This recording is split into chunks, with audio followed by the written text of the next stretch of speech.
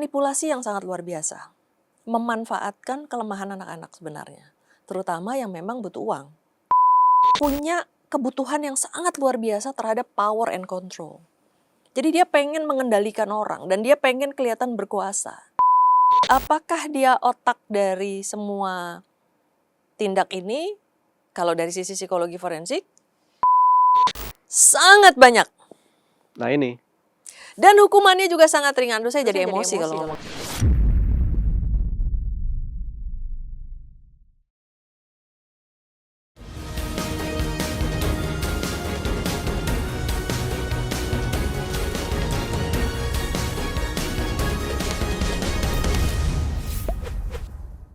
Selamat bertemu pemirsa. Pada hari ini kami cumicumbo.com kedatangan seorang psikolog, Mbak Cassandra ya. Psikolog yang sudah sangat senior sekali. Lebih senior daripada saya sendiri. Begitu. Karena beliau di UI kan ya. Sama-sama di UI, Bang. Sama-sama di UI. Di Universitas Indonesia itu angkatan 86. Siap. Sementara saya masuk UI itu tahun 93 sebagai kuliah di psikologi ya. Gitu. Nah, ini Mbak Cassandra Putranto. Mbak Cassandra Putranto ini adalah ahli psikologi klinis forensik. Klinis dan forensik ya. Kalau dulu tuh ada almarhum Munin Idris yang dokter forensik. Ya, itu kalau ini forensik adalah klinis forensik. Siap.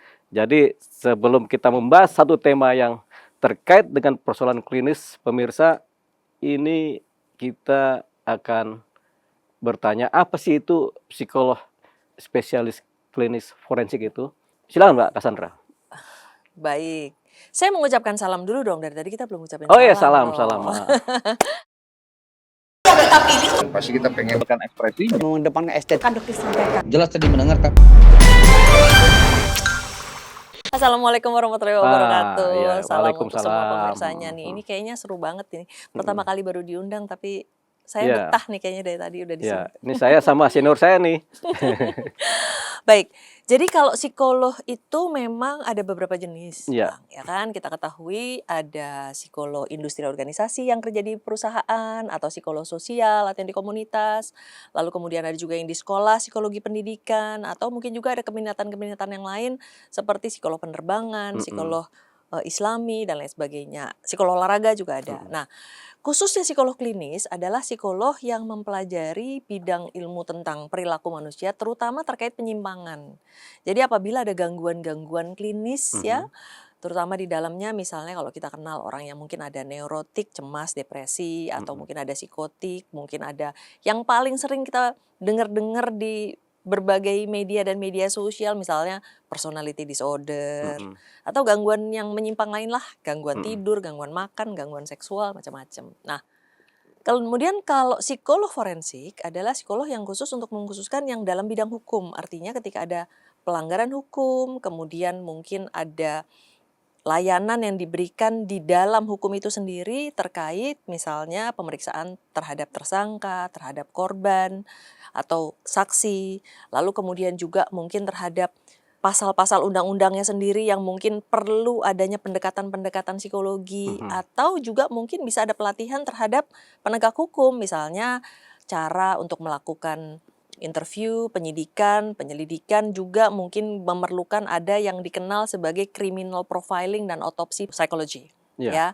Nah, criminal profiling itu adalah ketika ada kasus korban meninggal, lalu kemudian tidak diketahui pelakunya siapa. Nah, dalam hal ini kan pasti mengumpulkan bukti-bukti kan. Nah, salah satu yang memang bisa memberikan keterangan, tanda kutip ya Bang, adalah justru tubuh atau korban tewas itu sendiri. Sudah tewas tapi masih bisa bicara. Ya. Jenazah itu masih bisa bicara sebenarnya. Selain tadi dari kedokteran forensik bisa memberitahu time of death, cause of death, lalu kemudian mungkin hal-hal lain yang terkait dengan masalah fisik lainnya, bagaimana proses kematiannya. Tetapi psikolog forensik tugasnya merekonstruksi profil psikologis korban tewas semasa hidupnya itu seperti apa. Nah, metodenya adalah juga dengan berbagai pengumpulan data, mungkin ada interview terhadap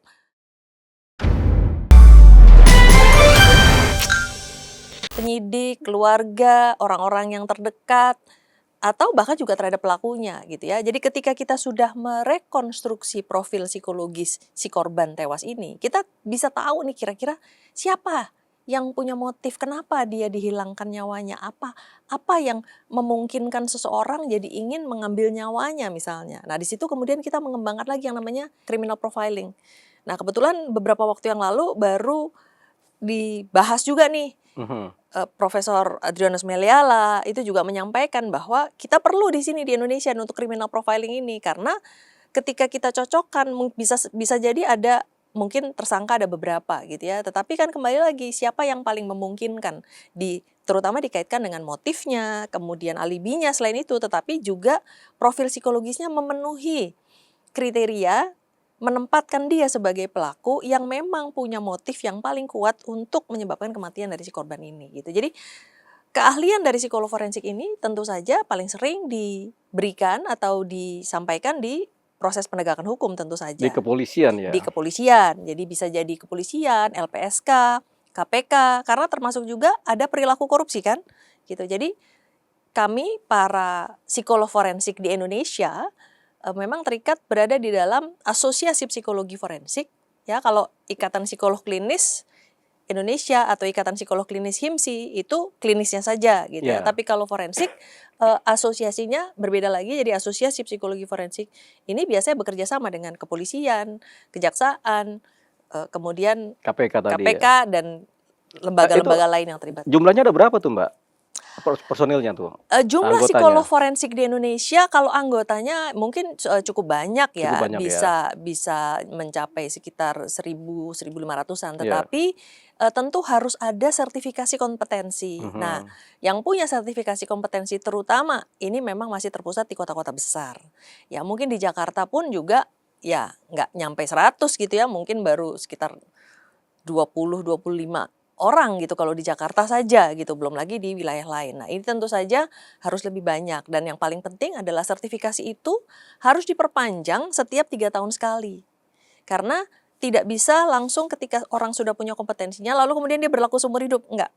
Tetapi harus diuji kembali apakah memang dalam kurun waktu 3 tahun itu dia menjalankan prakteknya atau tidak, kompetensinya dan sesuai dengan standar. Kalau apabila tidak sesuai dengan standar, dari awalnya tentu tidak lulus, harus belajar lagi, harus menimba ilmu lagi, atau mungkin harus bekerja di bawah supervisi. Lalu kalau memang nanti sudah punya sertifikasi kompetensi yang diakui oleh Lembaga Sertifikasi Profesi Psikologi Indonesia dengan BNSP, lalu 3 tahun berikutnya ya harus ada proses pemeriksaan lagi, verifikasi lagi terhadap pengalaman yang terjadi selama 3 tahun terakhir. Gitu. Apabila ternyata selama 3 tahun terakhir ini tidak cukup, ya bisa jadi sertifikasi kompetensinya tidak keluar lagi. Gitu. Jadi beda sama pengacara ya. Kalau pengacara lulus terus saja gitu. Iya, tinggal perpanjang. Perpanjang terus. Kalau ini kan diuji lagi. Betul, karena ilmunya berkembang. Karena setiap saat pasti ada perubahan. Bisa jadi misalnya kematian yang terjadi di tahun 1950 sampai 2000 ternyata ada ilmu baru gitu. Nah, itu alasannya mengapa harus ada uji kompetensi yang berkesinambungan. Kebetulan saya juga selain psikolog klinis dan psikolog forensik, saya juga asesor untuk uji kompetensi psikologi forensik. Berarti kalau kita mau ikut ujian langsung sama Mbak Sandra ya? Benar, langsung tapi nggak bisa langsung dong. Nggak bisa langsung ya? Harus lewat lembaga sertifikasi profesi yang akhirnya memberikan tugas kepada saya untuk Jadi cepet dia Mbak Sandra kan bicara cepet tuh, sampai di ujung udah cerita aja lengkap tuh tentang psikolog forensik ya. Nah, ini kan psikolog ini kan rata-rata menguji gangguan ya. Tadi kan ada disorder ya. Gangguan. Tadi gangguan apa aja tuh yang diuji tuh Mbak? Yang jelas manusia itu pasti ada beberapa penyimpangan. Yang paling besar itu mungkin gangguan mental emosional, neurotik ya. Lalu kemudian ada yang lebih berbeda sedikit, itu ada psikotik yang mungkin ditandai dengan halusinasi. Lalu kemudian ada gangguan makan, gangguan tidur, gangguan seksual, gangguan dismorfik tubuh, macam-macam nih gitu. Jadi memang ini pun ada yang ringan, sedang, berat. Dan mungkin nanti kaitannya ke hukum adalah pasal berapa yang terakhir? Nggak ada kaitan ke hukum ini. Ini kalau gangguan kalau gangguan keuangan itu gimana tuh? Ya, itu tentu ada kaitannya juga dengan, kondisi keterampilan bagaimana seseorang bisa menghasilkan, keuangan Keuangan ya. ya. Karena kan kembali lagi seseorang kan kita harus, berusaha keras untuk menimba ilmu dengan Mhm, mhm. pendidikan, karena katanya pendidikan itu adalah eskalator. Jadi kalau dia bisa terdidik, lalu kemudian taraf hidupnya akan jadi naik. Nah kan gitu. Tapi kalau misalnya dari sisi pendidikannya mungkin kurang, Mhm. fasilitas kesehatan juga kurang, sehingga akhirnya kapasitas dan kemampuannya terbatas, ya tentu saja kemungkinan untuk mendapatkan pekerjaannya juga menjadi terbatas. Bersaing pula dengan banyak pengangguran yang ada. Lalu kemudian bagaimana bisa memantapkan di sebuah perusahaan, di sebuah tempat atau mungkin juga Ya. mau usaha sendiri. Nah, kalau keterampilannya terbatas, ya otomatis kemampuan untuk menghasilkan keuangannya juga menjadi terbatas. Dan ini juga menjadi persoalan karena akhirnya ketika punya gangguan keuangan kan gitu, Ya. bisa jadi akhirnya ada masalah dengan keluarga atau kemudian jadi terjerat kepada gangguan-gangguan yang Yang lain, lain ya, mhm. pinjol, judol dan lain Ya. sebagainya gitu. Nah, akhirnya bisa menimbulkan problematik yang lain. Pemirsa, ini tadi lengkap sekali Mbak Cassandra menyampaikan secara ringkas ya mengenai ilmu psikologi, kemudian keahlian-keahlian psikologi yang memang beliau kuasai adalah ilmu psikologi forensik ya, Ya. klinis forensik ya. Nah, tadi gambaran umum yang memang spesifik sebenarnya ya yang disampaikan oleh Mbak Cassandra. Nah, kita akan kaitkan pengetahuan dan keahlian beliau dengan kasus yang kemarin ramai. Mhm, Ini seorang figur yang tampaknya sudah meninggal juga, tapi mhm, ramai di Amerika Serikat. mhm, Ini namanya Jeffrey Epstein. mhm. Katanya ya, Hah? katanya meninggal. Katanya meninggal. Mhm, Memang faktanya kita lihat juga meninggal kan, mhm, tapi nggak tahu benar apa enggak ya. mhm, Tapi dari figur Epstein ini ada banyak file-file yang dibuka oleh mhm. Departemen Kehakiman Amerika. Amerika mengenai dia siapa dan Mhm, bagaimana perilakunya, mhm, bagaimana tindak tanduknya, mhm, dan bagaimana kaitannya dengan jejaring mhm, para petinggi elit-elit dunia global ya, mhm. yang kemudian banyak nama disebut, termasuk juga Presiden Amerika, baik Ya. Bill Clinton mantan maupun Mhm. Trump, Donald Yes. Trump ya. Mhm.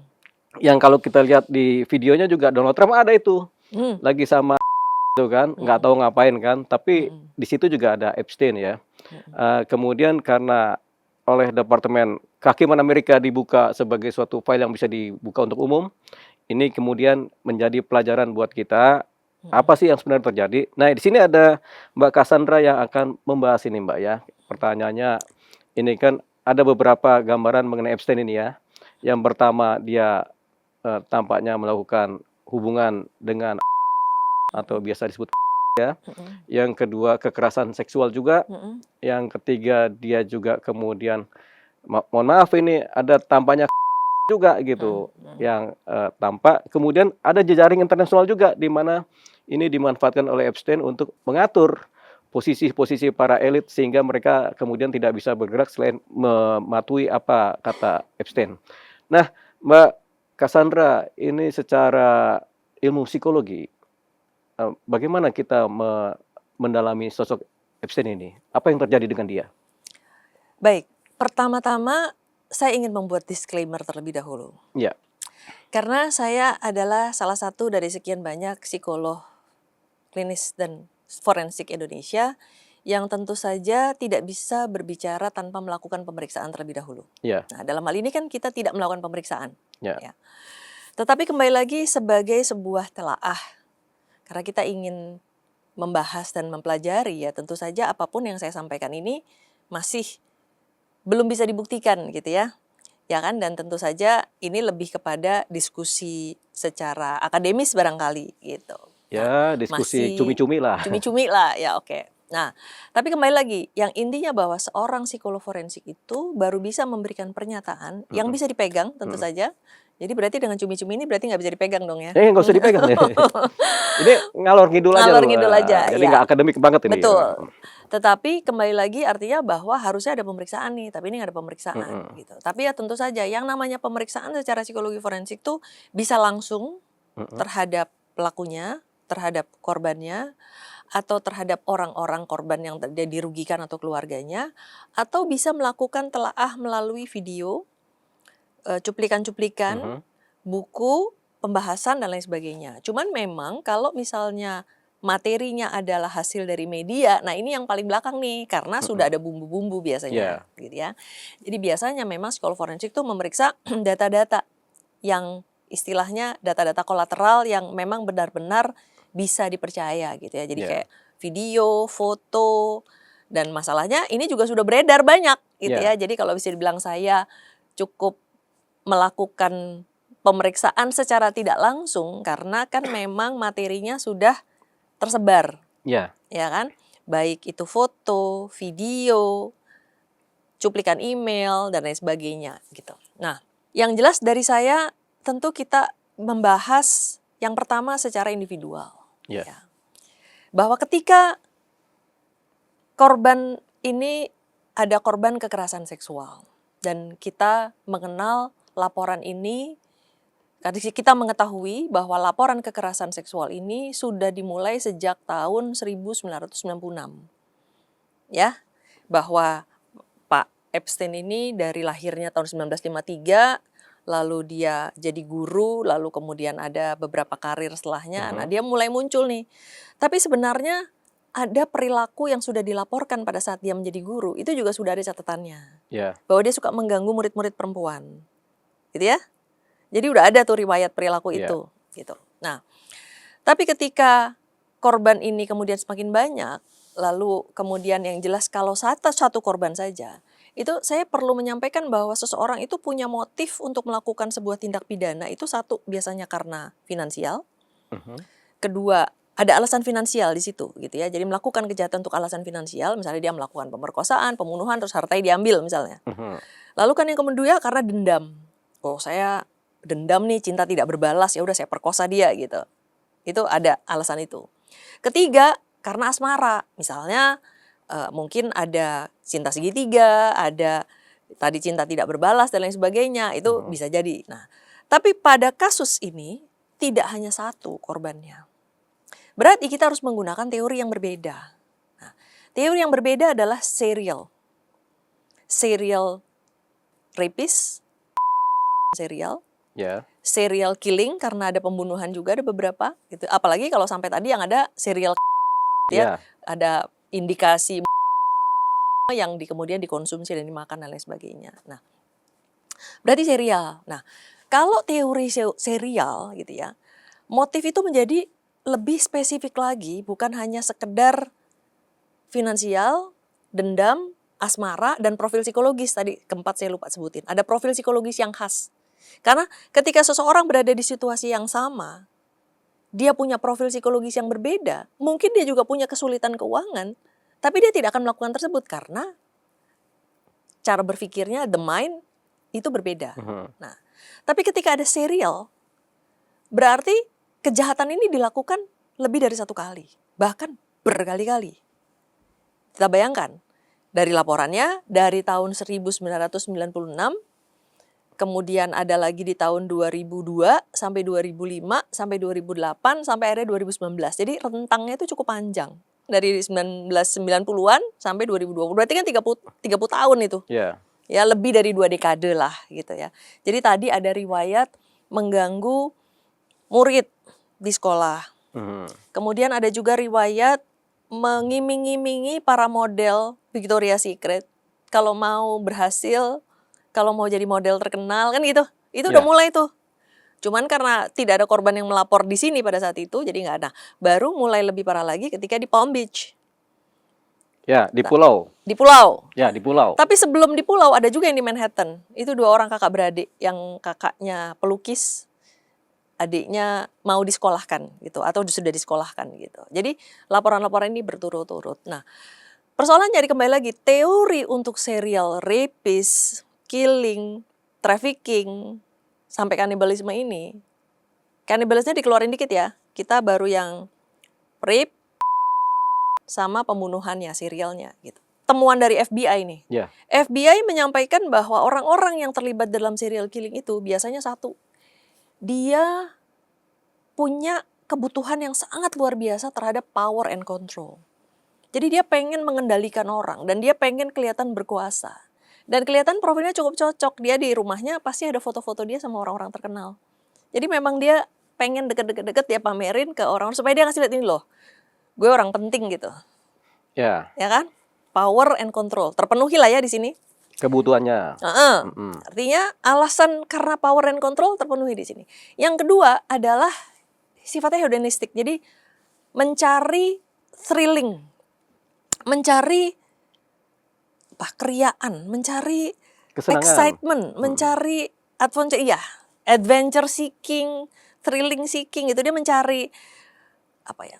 Adventurer untuk dia mendekati, kan ada groomingnya, kemudian dia bohongin, dia kibulin, terus bahkan ada beberapa korban yang kemudian dia tawarkan lagi ke orang dan lain sebagainya, mungkin dikasih duit.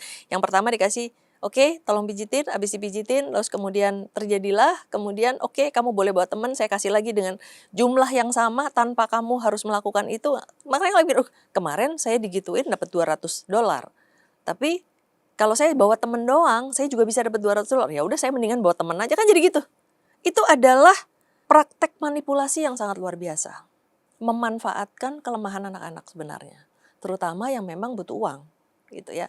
Jadi karakter dia sendiri yang memang introvert gitu ya, cenderung introvert, beda dengan pasangannya yang extrovert. Jadi si pasangan ini yang nyari. Jadi pasangannya tuh extrovert, yang perempuan. Iya. Dianya sendiri introvert. Dianya introvert gitu kan, karena dia lebih ke dia nggak akan aktif soal dia yang diperkenalkan, kan dia yang jadi tokoh luar biasanya di sini gitu untuk menimbulkan kesan tersebut. Jadi teori kedua terpenuhi ya, power and control dapat, kemudian hedonistic thriller seeking dapat. Nah, yang ketiga itu misalnya untuk religius misi kayak gini nggak ada. Ada serial killing yang memang untuk karena misi keagamaan gitu. Ya, ini ini nggak ada nih, kosong nih. Kosong. Kemudian yang ketiga ada juga yang karena memang punya misi tertentu. Jadi misalnya ada orang-orang Jack the Ripper misalnya. Tahu ya Jack the Ripper yang di London ya? Itu karena dia misi, karena perempuan itu harus ditertibkan. Karena perempuan itu perlu dibersihkan gitu. Jadi karena dia tidak murni, nah dia punya tujuan itu. Nah jadi nggak ada. Walaupun mungkin ada tujuan, mungkin mau membangun ras, konon katanya ya mau membangun ras yang hebat, tapi itu tidak terpenuhi ketika para korban ini hamil, punya anak, anaknya tidak dibesarkan gitu. Jadi untuk membangun rasnya nggak terbukti sebenarnya. Apalagi terus kemudian konon katanya kalau soal kanibalisme ini ada teori tersendiri lagi sebenarnya. Jadi gitu ya. dua teori tadi yang sudah masuk apa? Dua teori terpenuhi, power control dan hedonistic thriller seeking. Ya. Nah, jadi kalau yang religius sama misi itu nggak ada gitu ya. Nah jadi ini ada perbedaan antara pembunuhan, pemerkosaan, kekerasan dan pembunuhan yang dilakukan secara individual, korbannya hanya satu, atau yang arah serial. Dan yang paling luar biasa hebat lagi adalah penggunaan mekanisme semacam MLM begitu. Multi level marketing. Betul, ya kan? Ini korban suruh bawa lagi. Jadi dia jaringnya jejari ke bawah, laba-laba, betul. Ya kan? Pertama si Giswellnya, habis dari Giswellnya ini bercabang gitu. Dan bahkan pada beberapa korban mereka melakukan kekerasan itu bersama-sama. Mereka ikut melakukan. Epstein, Ghislaine, Maxwell itu melakukan bersama-sama. Ada rekaman penyuturan korban yang menyatakan bahwa mereka berdua melakukan bersama-sama melecehkan dia gitu. Ini dari kumpulan yang saya coba untuk korban ya. Iya gitu ya, karena dari hasil ini karena ada permintaan ini jadi saya coba analisa nih gitu, saya kumpulin nih gitu. Artinya kan saya juga tidak bisa menyampaikan sesuatu yang hanya asal-asal gitu. Jadi harus ada studinya juga nih gitu. Jadi saya mau nggak mau saya sedikit bongkar juga itu materi-materi yang memang sudah menjadi konsumsi publik. Nah, lalu kemudian yang berikutnya adalah tentu harus kita perhatikan lagi bahwa ada tujuan lain. Tujuan lain tuh yaitu artinya memang power yang bukan terhadap tokoh korban ini saja, tetapi power yang terhadap elit global itu tadi ya, terhadap pemerintahan, kemudian selebritis. Dan ada modus lain lagi yaitu blackmail. Blackmail? Iya. Apa itu? Jadi dia mengancam gitu ya. Dia Ya. mengancam. Nah, salah satunya yang digunakan adalah foto-foto dan video. Bahwa memang pada kasus kekerasan seksual, para pelaku kekerasan seksual emang biasa melibatkan digital. Dan ini pun di Indonesia juga banyak ya. Para predator seksual di Indonesia menggunakan konten digital. Awalnya dibujuk-bujuk, pada saat di grooming dibujuk-bujuk, bujuk sampai udah ngirim, atau mungkin pada saat pendekatan, pada saat yang mungkin yang perempuannya menganggap bahwa ini adalah perhatian dari seorang ayah karena usianya bisa 2 kali lipat atau mungkin 30, mungkin 50, perhatian tapi ternyata berujung kepada seksual, lalu kemudian direkam. Nah, rekaman ini kemudian menjadi Alat untuk mengendalikan perilaku. Kalau kamu tidak melakukan apa yang saya minta, ini saya sebar. Gitu. Nah, model ini banyak dilakukan gitu. Dan persoalannya adalah di Indonesia banyak juga. Indonesia banyak. Banyak ya. Bahaya. Korbannya anak-anak. Anak-anak korbannya ya. Nah, kalau udah kayak gini saya lagi bertanya ini, kalau di Cina baru saja memberikan undang-undang bahwa para predator seksual langsung hukum mati. Indonesia berani nggak? Jangan kesana dulu ya, kita balik lagi tuh. Nah, jadi apalagi tuh yang dimiliki Epstein tuh? Ya, kita balik lagi ke Epstein bahwa ada modus lain. Jadi kalau tadi korban memang digunakan untuk mengendalikan perilaku mereka supaya dia mau ngikutin apa yang dia mau. Termasuk di dalamnya adalah satu, kekerasan seksual itu sendiri. Kedua, untuk bawa teman. Ketiga, mungkin untuk melakukan hal-hal yang di luar keinginannya. Jadi misalnya, ayo kita pergi ke sini, ayo kita pergi ke sana, ayo kita pesta di sini, ayo kamu pijitin dia dan sebagainya. Itu kan mau nggak mau dia ikutin terus ya. Selain duitnya tadi, selain ada duit, ada juga ancaman si foto dan video ini gitu. Nah, persoalannya adalah kemudian ini naik kelas di level berikutnya adalah para korban ini bukan korban kekerasan seksual lagi, tetapi ketika tokoh-tokoh ini kemudian juga dikunci, betul. Mereka bukan korban karena mereka adalah pelaku, sudah jelas. Pelaku kekerasan seksual. Karena mereka tahu dong bahwa mereka melakukan dengan, ya kan? Itu sudah kekerasan seksual. Kemudian melibatkan uang, itu udah jelas trafficking, ya kan? Tapi ketika foto, video, komunikasi digital dijadikan senjata untuk menyerang. Oke, tolong ini ditandatangani proyek ini, kalau nggak tanda tangan nanti kita. Nah, ada persoalannya dengan kelihayannya bukan hanya tokoh-tokoh yang punya uang, tetapi tokoh-tokoh yang berparuh dalam bidang politik. Dan salah satunya ada lawyer juga tuh yang dikunci. Bukan kita kan? Bukan. Ada lawyernya dia sendiri. Lawyernya harusnya dikunci sama dia. Dikunci. Dan sampai terakhir kan dia masih menolak. Dia bilang tidak gitu. Padahal foto dan videonya ada mukanya dia gitu. Nah, artinya memang kejahatan ini menjadi sangat terstruktur, masif, terstruktur, terencana gitu ya. Dan belum lagi ada ancaman. Jadi ketika ada anak-anak yang mungkin mau melepaskan diri, ada elit yang mungkin nggak mau lagi. Ya ini akan kita bongkar. Ya ini akan, kata Epstein. Ya dari analisa perilakunya gitu. Jadi kalau kita usut dari awal, riwayat perilaku dia itu memang sangat luar biasa. Saya tadi berusaha mencoba untuk menyusun gitu ya. Dari lahir di daerah New York sebagai anak pertama dari keluarga Yahudi yang tidak terlalu berada gitu ya, artinya berada di level bawah ekonomi bawah gitu ya. Kemudian dia berusaha untuk menimba ilmu, belajar dan sebagainya. Memang cerdas secara intelektual. Lalu kemudian dia tidak selesai sekolahnya, tidak dapat sertifikat, tapi dia bisa mempengaruhi dan meyakinkan bahwa dia bisa jadi guru. Nah, itu udah riwayat penipuan kan. Dia bisa jadi guru tanpa sertifikasi. Lalu kemudian ada riwayat suka gangguin murid-muridnya yang notabene pasti masih kecil-kecil, masih di bawah umur gitu ya. Itu sudah ada cikal bakal tuh. Lalu kemudian dia pindah ke sebuah bank, kemudian pindah ke konsultan keuangan dan seterusnya. Ada riwayat penggelapan keuangan. Nah, makanya dia bisa kaya banget. Karena salah satunya adalah mengambil uang-uang dari para klien-klien lainnya, lalu kemudian uang yang ada dia puter lagi. Dan salah satunya adalah dia juga bersama Hoevenberg membuat kerajaan bisnis yang menggunakan skema Ponzi. Nah, mungkin masyarakat Indonesia juga harus paham di sini banyak sekali yang menggunakan skema Ponzi.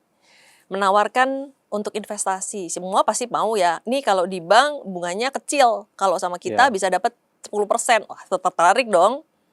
Mau kasih duit ke sini, 500 juta misalnya.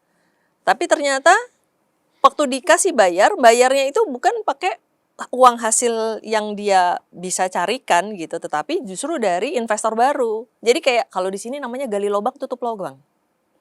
Kalau di sana keren Ponzi, skema Ponzi. Kalau di sini gali lubang tutup lubang. Dia gali lubang, tutup lubang Kalau di pakai. sini satu lubang, tutupnya pakai 5 lubang kan begitu kan? Nah, ya Jadi betul. tambah lagi lubang-lubangnya begitu ya. Betul. Tapi akhirnya kemudian tuk semuanya nggak bisa dipenuhi. Banyak lubang.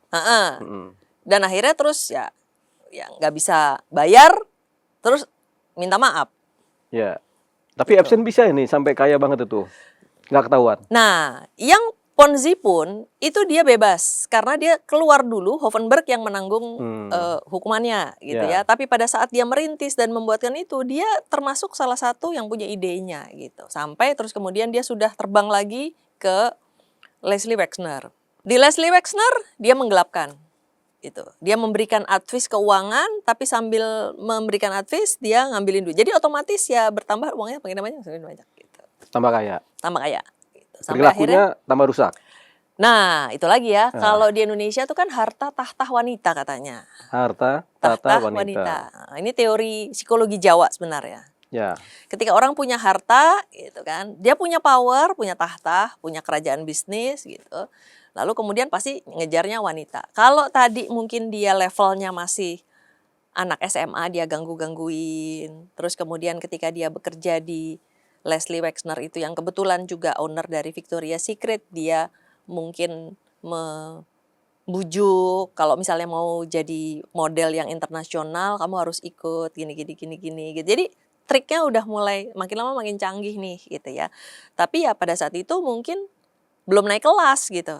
Nah, tapi ketika dia sudah punya rumah yang hebat, ya, punya pulau sendiri, punya bodyguard, bisa bikin seluruh ruangannya penuh dengan video monitoring supaya dia bisa menjalankan niatnya gitu ya, dan melengkapi semuanya karena kan semua terekam, jadi dia bisa punya foto, dia bisa punya video, dia bisa semakin punya power untuk mengendalikan perilaku para korbannya gitu. Nah, akhirnya tidak cukup dengan itu gitu. Lalu kemudian kalau nggak salah itu tahun 2009, jadi kalau tadi 96 di kasus pelukis muda perempuan dan adiknya, kemudian tahun 2002 dan 2005 yang kemudian dijerat masih sulit oleh kepolisian Palm Beach, lalu kemudian ketika di 2009 itu di New Mexico, itu ada seorang model yang teriak-teriak, Gabriela something, itu dia teriak-teriak, dia udah bilang bahwa dia kanibal. Nah itu udah ada, tapi nggak dipercaya. Ya kan, dan sampai saat ini Gabriela hilang, tidak diketahui orangnya di mana gitu. Jadi artinya dengan gampang juga pasti dilenyapkan juga ya gitu, karena selesai gitu. Lalu kemudian dari hasil tadi traffickingnya yang mungkin dari setelah sama dia kemudian dijual lagi, itu juga ada banyak korban, ada beberapa lah korban, setahu saya ada satu yang pasti itu juga di tahun 2025 kemarin gitu. Nah tapi ketika nyampe di 2019 ini, karena mungkin sudah naik kelas terus gitu ya, dan persoalannya mungkin kemampuan dia untuk mengendalikan, ya karena kejahatannya mungkin sudah terlalu besar, sehingga akhirnya dia tidak bisa lagi mendapatkan privilege yang dulu dia dapatkan pada waktu di tahun 2005. Kalau waktu di 2005 sampai di 2008, proses pemeriksaan penyelidikan itu sangat sulit, proses penjeratan juga sangat sulit, jaksa udah oke, tapi begitu tahu pelakunya Epstein, terus kemudian ada perubahan dan jaksanya kemudian menjadi Menteri Tenaga Kerja. Nah, di situ ada kesepakatan yang dibuat bahwa oke ditahan selama 18 bulan, korban begitu banyak tapi hukuman hanya 18 bulan. Tapi dia bisa kerja. dia masih bisa keluar dari Penjara. Ya. untuk bekerja setiap Ya. hari gitu. Jadi nggak ada bedanya dong Ya. gitu ya. Dan dia masih punya akses otomatis dengan alat komunikasi dan lain sebagainya gitu. Nah, tapi ketika di tahun 2019 otomatis ya dari 2009 ke 2019 selama 10 tahun dengan keyakinan diri yang semakin tinggi, merasa kekuasaannya juga semakin besar dan juga mungkin tokoh-tokoh publik elit global yang berhasil dikendalikan olehnya, salah satunya adalah Presiden Amerika Serikat, bisa 2 Presiden Amerika Ya. Serikat ya, yang satu mantan, yang satu current gitu ya, yang satu masih menjabat. Ya akhirnya mungkin membuat jadi cukup besar kepala ya, cukup yakin, cukup pede gitu. Sehingga akhirnya semakin banyak gitu kejahatannya yang mungkin akhirnya juga terkait dengan pelaku predator yang sebelumnya nih, yang di dunia musik Ya. gitu ya. Karena ternyata istilah-istilah yang digunakan pun juga sama. Ini predator sebelumnya siapa? Didi ini ya? Ya, Oke. P. Diddy. Ya, karena istilah yang digunakan sama nih, kayak pizza, hotdog, ice cream, eggplant gitu. Istilahnya sama. Kode-kodenya sama nih. Betul, kode-kodenya hampir sama. Dan bahkan sampai Justin Bieber bikin lagu. Yang pada saat dia bikin lagu pun dipakai sebagai ejekan banyak orang gitu. Padahal memang dia adalah korban. Ya kembali lagi karena pelakunya beda, modusnya juga sedikit berbeda di dunia musik gitu ya. Jadi balik lagi nih kan, ketika seorang korban anak dengan segala keterbatasannya secara intelektual untuk memahami emosionalnya, untuk bisa mengolah situasi, dia dengan mudah untuk dijerat, apapun alasannya, mungkin karena nggak punya uang, pengen sekolah, pengen hidup yang lebih baik, pengen berada di lingkungan yang tentu saja lebih layak, diundang ke sebuah rumah yang mewah, yang dia lihat ada banyak tokoh-tokoh, pasti akan tergiur gitu ya. Walaupun ketika tahu bayaran yang harus ditebus, itu sangat tidak sebanding. Kan mereka nggak tahu, mereka terlalu yakin bahwa dunia itu baik. Bahwa Ini memang anak-anak ada, nih kan? betul, anak-anak korban ini. Ibu Ji ini adalah malaikat yang baik gitu di dalam kepala mereka gitu kan. Tapi ya balik lagi dengan kondisi yang terakhir, akhirnya tertangkap di 2019 yang kita ketahui di bulan Juli. Tetapi kemudian dalam waktu 1 bulan penahanan, hanya 1 bulan, lalu kemudian tewas di penjara. Yang sampai saat ini mungkin masih banyak kontroversi yang meyakini benarkah memang sudah tewas atau sebenarnya tidak. Kan kabarnya dia itu di penjara. Betul. Tapi kan kembali lagi, cukup banyak konspirasi teori yang meragukan apakah satu, kematiannya dipalsukan, apakah memang sebenarnya tidak mati, apakah sebenarnya aslinya orang yang masih bisa jalan-jalan gitu ya. Nah ini adalah tentu salah satu yang perlu kita pertimbangkan juga gitu ya, terutama kalau dari psikolog forensik sebenarnya kan kita melihat dari satu, yang pertama dari sisi waktu ya, kronos gitu ya. Ya. Waktu terlalu kebetulan untuk sebuah penangkapan di bulan Juli, bunuh dirinya di bulan Agustus, 2 hari sebelumnya bikin trust fund. Ada suatu kebetulan-kebetulan dari sisi kronos yang mungkin patut Nggak masuk akal lah ya. diselidiki lebih lanjut. Kemudian yang kedua dari sisi ilmu kedokteran forensik. Mungkin lebih enak kalau ada dokter forensik di sini untuk bisa membahas. Tapi Apakah kan fisiknya nggak ada. Iya. Jadi mungkin next time diundang aja ya. Iya. Apakah memungkinkan kalau orang yang gantung diri di dalam ruangan yang sesempit itu gitu ya, hasilnya adalah luka-luka yang dicatatkan di otopsi yang bersangkutan gitu ya, dan kita ketahui itu sudah banyak dibahas juga adanya tulang hyoid yang patah gitu ya, patahnya 2 tempat gitu, dan itu tidak mungkin terjadi kalau hanya menggantung saja gitu. Jadi kembali lagi itu bisa menjadi analisa berikutnya. Tapi kalau dari psikologi forensik, sesederhana bahwa profil psikologisnya nggak cocok. Apa itu? Pelaku ini adalah orang yang sangat, walaupun introvert, tapi dia sangat mengejar kekuasaan, kekuatan, pengaruh, intimidasi, kontrol. Tadi udah cocok ya? Iya, cocok udah. Power, control, sama lust seeking, jadi adventure gitu. Dia senang banget. Adventure-nya gitu. itu ya. Salah satunya adalah ketika dia bisa memasukkan ke dalam trust fund hartanya dia yang bahwa tidak akan ada satu korban pun yang akan dapat uangnya karena udah saya masukkan ke trust fund. Dia kayak meledek gitu. Nggak bakal dapet deh lu pada gitu. Karena uangnya udah saya taruh di trust fund gitu. Nah, tapi yang lain lagi adalah bahwa terlalu mudah profil yang bunuh diri itu biasanya disebabkan karena keputusasaan. Putus asa, tidak punya niat hidup, tidak melihat jalan keluar gitu ya. Nah, tokoh kita ini adalah orang yang sangat penuh perhitungan, menggunakan segala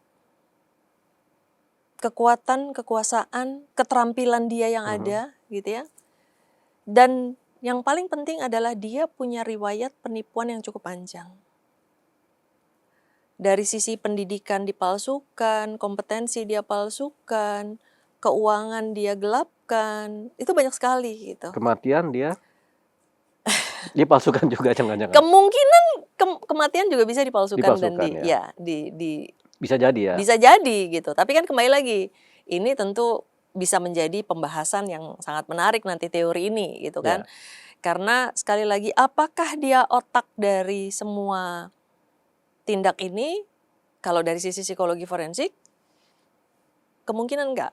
Kemungkinan ada orang lain lagi. Jadi dia adalah justru pelaksana. Nah, itu yang kita nggak paham tuh. Nah, si otak mastermind-nya justru mungkin nggak tersentuh gitu. Mungkin nggak pernah ngapa-ngapain gitu. Nggak pernah kelihatan publik, di bawah radar gitu. Mastermind-nya juga korban jangan-jangan? Enggak sih, kemungkinan bahwa memang dia yang memang punya kuasa gitu. Dan ini adalah salah satu pion-pion saja yang dimainkan gitu. Jadi Epstein ini adalah pion ini. Iya, dan bahwa walaupun udah segitu rupa ya, dia cukup cerdas untuk menciptakan juga mekanisme-mekanismenya, skema Ponzi, skema multi level marketing, skema apapun yang dia lakukan. Tapi justru karena itulah dia direkrut pada saat itu gitu. Artinya ada faktor intelijen ya. Kalau dari sisi psikologi forensik bisa besar kemungkinan ada kemudian intelijen mengambil dia menjadi alat juga kan? Bisa ada keterlibatan lah gitu. Ya, sampai ke sana itu analisanya tuh, Pak. Iya. Siapa intelijen tuh ya? Kalau ditanya siapa agak sulit ya.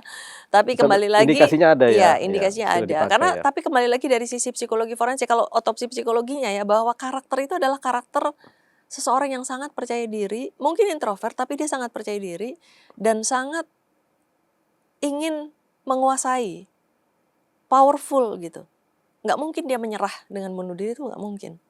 Ya, orang yang bunuh diri biasanya ada kaitannya dengan orang depresi. Orang depresi itu memang ada kriteria tersendiri yang sudah tidak punya semangat, tidak mau ngapa-ngapain, tidak punya harapan, tidak ada. Dan waktu 1 bulan itu kan terlalu pendek. Untuk bunuh diri? Iya, untuk keputusan bunuh diri ya. Dia ditahan saat bulan Juli. Bulan Agustus itu dia sudah bunuh dirinya. Dan 2 hari sebelum meninggal dia membuat trust fund itu. Berarti kan ada planning. Nah, bagaimana kalau kematian ini juga adalah bagian dari rencananya? Gitu.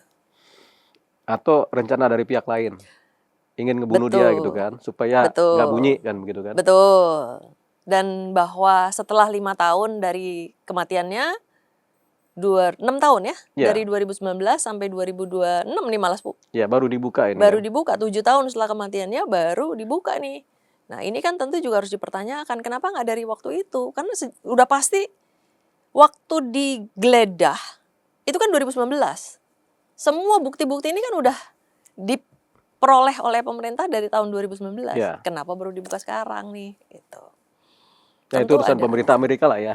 Tapi yang jelas, ini kan si Epstein ini kan figur di sana.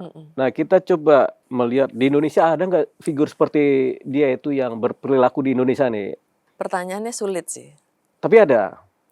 Kalau tanya saya ada. Ada. Tapi mungkin tidak sampai sefatal ini gitu ya. Karena ini kan ada beberapa langsung ya. Kekerasan seksualnya ada, traffickingnya ada, serial loh. Kita nggak bisa cuma satu. Serial rapist, jadi pemerkosaan berseri. Mungkin juga ada pembunuhan berseri. Kemudian mungkin ada semacam intimidasi atau pengendalian melalui ancaman blackmailing ini tadi gitu ya. Nah, kalau kanibalismenya mungkin ada lagi tapi lain karena tujuannya berbeda. Misalnya pengen punya ilmu, pengen punya ini gitu. Nah, tapi kalau dijadiin satu, saya rasa sih di Indonesia nggak ada ya. Indonesia saya yakin nggak ada. masing-masing ya. Iya, tapi Kanibal ada di Indonesia tuh. Kanibal ada. Ya, Sumanto ya. Tapi itu yang sama orang mati deh. Tapi dia memang sama orang mati, bukan karena dibunuh ya. Karena ini kan memang dibunuh untuk secara intensional gitu. Tapi dukun-dukun ada. Ada juga. Nah, karena pengen kaya, pengen pinter, pengen segala macam itu masih ada. Masih ada yang kanibal ya. Ya. Kalau kekerasan seksual terhadap di Indonesia banyak. Sangat banyak. Nah ini. Dan hukumannya juga sangat ringan. Aduh, saya jadi emosi kalau ngomongin. Ya coba cerita deh, Mbak. Apa secara hukum bagaimana nih? Apa pasal-pasalnya yang ada di Indonesia ini? Ya, kalau ngomong ini saya sangat prihatin sebenarnya gitu ya. Karena kembali lagi sekalipun upaya penegakan hukum tetap harus diapresiasi. Karena kita tahu sendiri sudah ada undang-undang tindak pidana kekerasan seksual. Biar bagaimanapun upaya dari DPR sudah sangat baik. Tapi ya sampai saat ini juga belum ada yang sifatnya untuk menjerat perilaku child groomingnya itu sendiri. Jadi kalau udah kejadian baru bisa dijerat. Ya, kalau tapi belum, pada saat prosesnya itu nggak bisa dijerat gitu. Nah, kita tahu Mbak Rieke Diah Pitaloka sedang mengupayakan nih untuk adanya undang-undang terkait child grooming gitu ya. Tapi kembali lagi ketika undang-undang ini juga sudah menyebut ada hukuman yang semakin lama juga semakin banyak gitu ya. Kalau dulu 1 tahun mungkin udah bisa bebas ya. Sekarang udah lebih besar. Lalu kemudian kalau dilakukan pada keluarga atau dilakukan bersama-sama atau berkali-kali berarti ditambah 1/3 gitu kan. Itu apresiasi saya tuh. Apresiasi kami komunitas psikologi kepada pembuat undang-undang karena sudah ada perbaikan lah lebih baik. Tapi tetap saja masih belum sesuai karena banyak yang misalnya korbannya sampai punya anak, sampai dipaksa untuk aborsi, sampai harus dikawinkan, sampai 100 orang. Hukumannya cuma berapa tahun gitu. Harusnya kan dikali, kalau emang hukumannya 3 tahun dikali 100 ya 300 tahun. Ini kan enggak gitu. Jadi itu satu ya, kekecewaannya masih kurang. Jadi hukumannya sudah ada tapi proses penegakan itu sendiri.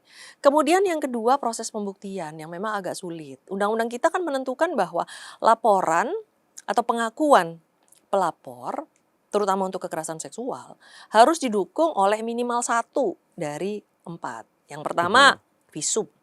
Nah ini lagi bulan ini baru keluar nih kemarin. Apa itu? BPJS mengumumkan bahwa visum tidak ditanggung lagi. Nah, terus siapa yang nanggung? Harus kan ditanggung oleh negara nih, gitu. Ya. Ya karena kalau nggak visumnya nggak bisa, siapa yang masa korban udah kena kunus mesti bayar lagi? Duit nggak punya. Duit nggak punya. Udah jadi korban. Udah jadi korban, gitu. Ini kan harus ditanggung. Jadi yang salah siapa nih, BPJS ini? Ya negara harus hadir. Harusnya negara kita. Ya. Betul, karena biar bagaimanapun apalagi kalau korbannya anak-anak, mereka adalah masa depan kita. Bisa dibayangkan kalau anak segitu banyak menjadi korban kekerasan seksual dan pasti akan punya masalah psikologis yang sangat panjang. Nah, kita mau menyerahkan negara ini kepada siapa? Itu yang harus dipertimbangkan. Yang kedua tadi penegakan hukumnya, bukti ya. Yang kedua dari setelah visum itu mungkin ada bukti digital. Sulit juga. Siapa sih orang yang mau ada kekerasan? Sebentar ya saya video dulu walaupun kebanyakan itu pasti ngerekam. Itu alasannya mengapa sangat mudah sebenarnya. Kalau ada terduga, langsung diamankan handphonenya, langsung diamankan laptop dan lain sebagainya. Karena biasanya dia suka mengumpulkan trofi. Ini saya udah sama anak yang ini, sama yang ini. Nah di kasus ini juga ada kan, nama, tahun, segala macam dia catat. Karena itu trofi buat dia gitu. Serial udah pasti begitu. Nah kemudian yang berikutnya adalah laporan pemeriksaan psikologi klinis untuk kepentingan hukum atau laporan psikologi forensik. Itu berbeda gitu ya. Tapi tentu saja harus dikerjakan oleh orang yang punya kompetensinya. Harus ada sertifikat kompetensinya gitu. Nah persoalannya balik lagi, yang bayar siapa? Nah jadi kalau misalnya laporan itu masuk, tapi kalau buktinya tidak bisa disediakan, nah masa korban harus nyediain sendiri? harus mengupayakan sendiri, harus bayar sendiri, kan kasihan nih Ya. gitu. Nah ini yang harus menjadi tanggung jawab, terutama akhirnya kembali lagi, menjadi predator seksual di Indonesia murah. Nggak ada sanksi yang berat gitu. Jadi dia bisa melakukan sekarang, nanti melakukan lagi, kok hukumannya juga paling cuma 2 tahun, 3 tahun selesai. Padahal harusnya secara teoris sudah dikatakan ya tadi, harus dikalikan dengan jumlah korbannya, harus dikalikan sepertiga lagi gitu, ditambah Harus gitu. dikebiri gitu, enggak ya?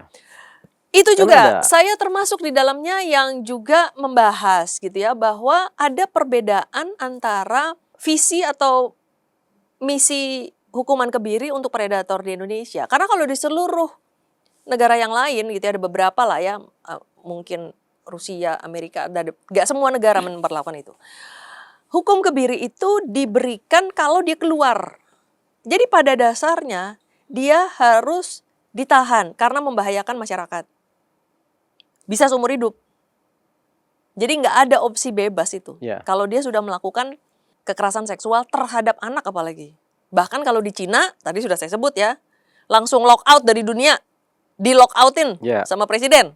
Gitu. Dimatikan lah ya. Ya, Mm-mm. gitu kan. Nah, tapi kalau misalnya di sini kan artinya dia masih bisa bebas, apalagi kalau dapat remisi, ya kan?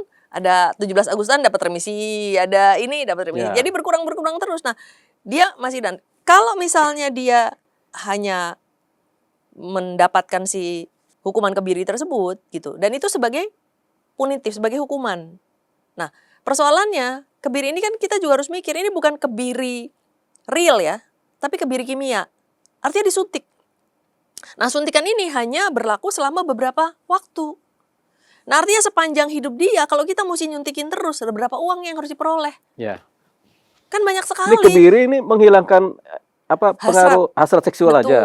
Betul. Tapi bisa dibayangkan berapa anggaran yang dibutuhkan untuk melakukan itu. Belum kalau dari sisi Kementerian Kesehatan, bertentangan dengan misi kesehatan yang memang pada dasarnya adalah untuk kesehatan, bukan untuk Ya. keburukan atau penurunan fungsi gitu. Jadi sebenarnya yang paling baik itu adalah memang ditahan seumur hidup itu tadi. Yang kalau dia mau keluar ya dia harus disuntik. Jadi beda, otomatis kan anggarannya jadi lebih kecil gitu. Nah, ini kembali lagi harus menjadi pertimbangan dari proses penegakan hukum kita ya, terutama tokoh-tokoh yang berkepentingan di sini. Tapi kembali lagi sebelum sampai ke hukuman tersebut, proses ini masih sangat panjang. Masih sangat panjang. Mulai tadi dari laporan, pembuktian, kemudian proses persidangan. Yang sering kali terjadi justru korban diabaikan. Bahkan mengalami kekerasan seksual sekunder. Ada lagi tambahan. Ada yang sama polisinya, ada yang sama pekerja sosial yang harusnya melindungi dia, atau ya dianggap bahwa itu suka sama suka. Nggak ada istilah suka sama suka, ya kan? Oh, kamu ikut goyang. Gimana nggak goyang kalau emang digoyangin? Tapi kan kembali lagi istilah-istilah semacam itu yang akhirnya justru membuat para korban semakin terkunci mulutnya. Gitu. Nah, di sini adalah sebuah fakta yang harus kita pikirkan baik-baik. Karena semakin banyak korban yang artinya tidak tertangani dengan baik, lalu kemudian akhirnya mengalami gangguan, dan bukan tidak mungkin malah juga akhirnya mereka suatu saat bisa menjadi pelaku juga gitu. Ya ke depan negara kita gini mau dibawa kemana nih gitu kalau kualitas anak-anak Indonesia menjadi korban yang punya gangguan psikologis yang akhirnya tidak bisa membangun negeri kita. Nah, ini kan dari repot. Nah, proses penegakan hukum sudah ada alatnya, sudah ada aparatnya. Nah, ini yang harus kita kawal. Nah, terutama saya berharap teman-teman lawyer, saya nggak menunjuk Bang Deo ya. Teman-teman lawyer, penasihat hukum, saya berharap terutama juga kepolisian berpihak kepada korban gitu. Ya, beberapa waktu yang lalu Kepolisian Republik Indonesia sudah melaunching unit TPPA dan PPO. Ya. Dir. Direktur. Ya, semoga itu benar-benar dilaksanakan nih gitu ya dan didukung. Ya kan? Jadi terutama ya penasihat hukumnya juga harus berpihak pada jangan sampai terus kemudian, karena saya pernah mengalami sendiri ya kasus di Jawa Tengah nih kebetulan. Ini penasihat hukum ngebela tapi nggak dibayar gimana tuh? nggak punya duit nanti. Nah, balik lagi, kalau kasus kekerasan seksual harusnya itu juga ditanggung negara kan gitu. Tapi Nah, balik lagi itu dia. penasihat hukum ngasih harganya berapa nih? Gitu. Bisa Ya. ditawar nggak? Nggak ada itu tawar-tawar. Tapi balik lagi ya, bahwa Ya. saya pernah mengalami, udah periksa, udah terbukti dan lain sebagainya, Tapi lolos. Karena pengusaha punya uang, ya dan dari sisi itu dibom terus, tung. akhirnya lolos. Lolos. Kasihan korban ya. Sangat kasihan. Sangat kasihan. Ya, ini yang harus menjadi pemikiran gitu ya. Dan kita kalau melihat kasus ini, hey, di Indonesia juga ada, walaupun tidak separah itu. Bahwa mungkin belum sampai elit global, tapi elit Indonesia juga ada. Harus menjadi pemikiran kita bersama, harus bisa kita atasi. Ya, pemirsa, ini menjadi bahan perenungan kita bersama ya. Bercermin dari kasus Epstein, Mbak Cassandra sudah menceritakan secara lengkap, menggambarkan ini seperti buku yang bercerita. Jadi pengetahuan Mbak Cassandra ini sangat luas, komplit, dan spesifik terhadap kasusnya Epstein. Ditambah juga memang profesi dan pengalaman di dunia psikologi forensik ya. Ya, forensik. Jadi kita terima kasih ya Mbak Cassandra ya. Saya sampai nggak bisa banyak bertanya karena memang akhirnya saya dikuliahin juga nih kan secara psikologi forensik. Jadi ya sudahlah, kita anggap aja kita belajar lagi. Maaf kan. ya Bang, begitu saya kan. kalau ngomong nggak bisa pendek soalnya. Ya nggak apa-apa panjang Mbak. Nggak ada titik komanya lagi. Jadi satu sisi memang ini juga senior di fakultas dulu kan. Jadi ceritanya juga lengkap. Nah, jadi kita bersyukur masih ada individu-individu seperti Mbak Cassandra ini yang memang concern mengenai pembelaan terhadap anak dan perempuan. Nah, Mbak Cassandra ini memang pendampingnya ya, pendamping dari unit PPA kalau yang sekarang ada ya. Ya, alhamdulillah ya. Ya, sekarang begitu kan ya? Ya. Ya. Karena kan selain sebagai anggota Asosiasi Psikologi Forensik yang selalu sudah bekerja sama dengan Kabareskrim gitu ya, dan unit ini apalagi ya tentu saja pasti akan dilibatkan. Iya, selalu dilibatkan ya. Jadi ada lagi Mbak Cassandra ini? Nah, saya baru mau minta sebenarnya. Karena ini sangat penting bahwa saya berharap siapapun yang menyaksikan tayangan ini, terutama keluarga Indonesia, bahwa kita harus memastikan pengamanan dan keamanan putra-putri kita. Terutama di era digital. Ya. Karena terutama di Indonesia, praktek ini juga berawal celah itu dari digital. Dan ada beberapa teori yang menyatakan bahwa oh ini mungkin karena keluarganya tidak dekat, hubungan ayah anaknya tidak dekat, tidak. Karena saya bertemu dengan keluarga yang baik-baik saja, komunikasinya baik-baik saja, tetapi kelemahannya ada satu celah. Celah inilah yang dimainkan oleh para predator ini gitu. Dan seringkali para predator ini justru ketemunya lewat orang tua dulu. Oh ya kah? Ya, karena biasanya kan tadi guru. Ya, guru ya. Ya kan? Pelatih. Kalau di Indonesia, mohon izin, saya buka aja nih ini ya. Guru, pelatih olahraga, mungkin dari sisi kesenian gitu ya. Nah, itu banyak tuh. Atau kursus. Apalagi yang juga mungkin dari sisi keagamaan ya, misalnya di masjid saya tidak mengarah kepada agama tertentu. Tetapi persoalannya predator itu masuk ke sana. Lewat jalur itu. Betul. Jadi orang tua itu berharap untuk memberikan pendidikan kepada anaknya, mungkin ada les olahraga, ada les musik, ada mengaji. Padahal ini predator nih gitu. Ya kan? Jadi ini yang harus diwaspadai oleh orang tua keluarga Indonesia, terutama ketika, nah di Indonesia ini cukup banyak anak-anak yang sangat akrab dengan gadget. Dan mereka menggunakan gadget itu di ruang-ruang privat mereka, di dalam kamar, di malam hari yang mereka tidak tahu.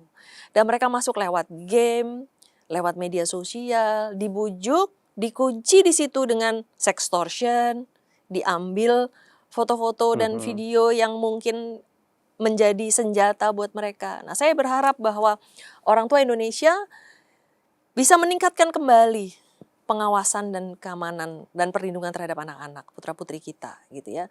Dan jangan terbuai bahwa oh itu hanya untuk orang yang tidak punya kedekatan, enggak. Bisa terjadi pada siapapun. gitu. Dan ini karena memang situasinya sangat gawat. Dan saya harus menyampaikan bahwa ada beberapa predator internasional yang menyatakan bahwa Indonesia adalah surga bagi kaum. Kenapa? Karena kelemahan dan celah itu sangat besar buat mereka. Ini yang harus menjadi pembelajaran kita semua. Yang kedua adalah tentu saja media. Ya. Saya berharap, ya saya senang diundang, makanya saya langsung bilang oke, gitu ya, selama nggak ada pekerjaan yang mendesak, saya pasti akan mau untuk datang ke sini.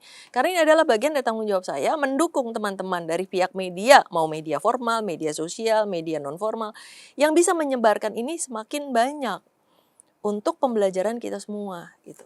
Supaya mencegah lebih baik daripada mengobati. Karena ketika sudah terjadi, tadi penegakan hukum udah menjadi PR ya, gitu. Nah mungkin bisa kita bangun lagi semacam jaringan kalau memang terjadi, mungkin media bisa mendampingi supaya sebuah kasus itu bisa dijalankan, bisa berjalan, bisa sampai betul-betul menjerat. Dan terutama yaitu tadi, saya dulu pernah menyampaikan pada zaman Pak SBY gitu ya. Apakah memungkinkan Pak kalau misalnya para pelaku predator itu kita gunakan identifikasi sidik jari?